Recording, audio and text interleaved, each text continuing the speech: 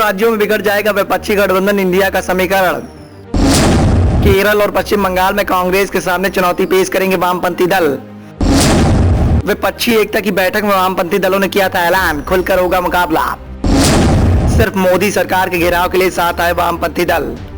आगामी लोकसभा चुनाव को देखते हुए एक तरफ सत्ता की कुर्सी पर विराजमान बीजेपी को हराने के लिए विपक्ष के द्वारा पुरजोर कवायद की जा रही है, जिसको देखते हुए लगातार विपक्ष के बड़े बड़े दिग्गज नेताओं के द्वारा विपक्षी एकता को मजबूत करने की रणनीति पर काम किया जा रहा है। इन दिनों इंडिया के द्वारा एनडीए सरकार का जमकर विरोध किया जा रहा है। हालांकि आगामी लोकसभा चुनाव में इंडिया में बड़ी फूट के संकेत मिल रहे हैं। पश्चिम बंगाल और केरल को लेकर इंडिया गठबंधन का समीकरण बिगड़ता हुआ दिखाई दे रहा है। संसद के भीतर विपक्षी गठबंधन इंडिया हालांकि एकजुट दिखाई दे रहा है, लेकिन लोकसभा चुनाव के दौरान इसमें कई रूप से टकराव देखने को मिल सकता है। वामपंथी दलों ने जो रुख इख्तियार किया हुआ है, उससे यह भी माना जा रहा है कि वो केरल में मुख्य प्रतिद्वंदी कांग्रेस और पश्चिम बंगाल में तृणमूल कांग्रेस के खिलाफ मुकाबला करेंगे।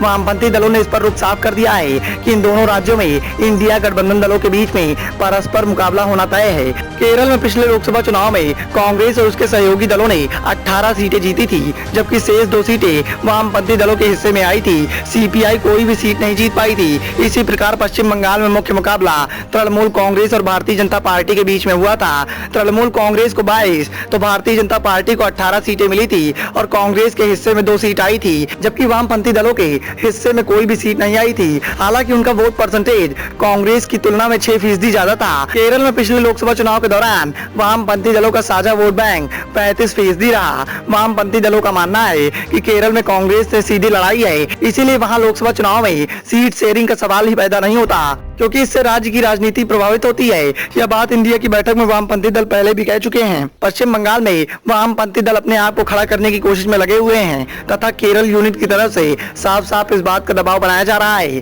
कि किसी भी सूरत पर तृणमूल कांग्रेस के साथ वामपंथी दल नहीं जाएंगे। इसीलिए इन दोनों राज्यों में वामपंथी दल इंडिया गठबंधन के दलों के साथ ही मुकाबला करने के लिए तैयार हैं। दरअसल वामपंथी दल शुरू से ही चुनाव पूर्व गठबंधन के ज्यादा पक्षधर नहीं थे, लेकिन मौजूदा हालात को देखते हुए उनका मानना था कि इस प्रकार के गठबंधन राज्य स्थितियों के अनुकूल होने चाहिए।